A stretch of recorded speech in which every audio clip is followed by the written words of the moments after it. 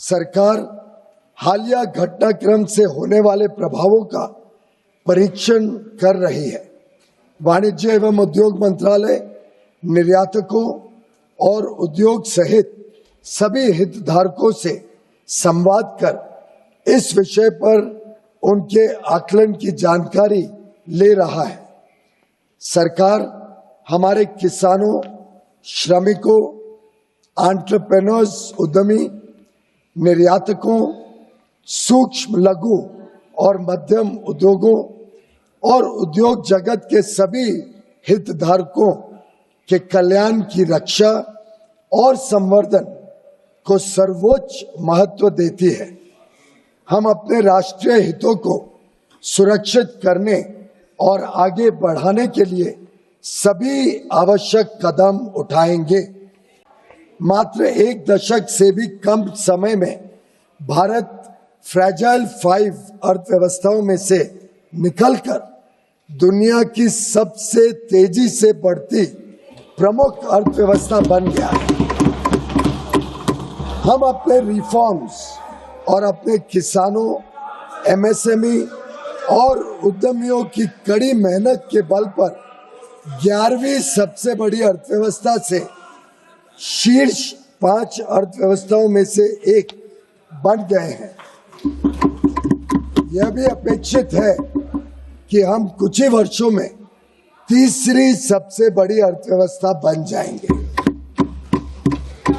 आज अंतर्राष्ट्रीय संस्थाएं और अर्थशास्त्री भारत को वैश्विक अर्थव्यवस्था में एक ब्राइट स्पॉट के रूप में देखते हैं।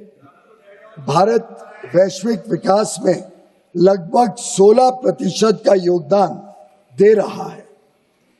पिछले दशक में सरकार ने भारत को विश्व की विनिर्माण केंद्र के रूप में बढ़ावा देने के लिए मेक इन इंडिया के अंतर्गत परिवर्तनकारी कदम उठाए हैं।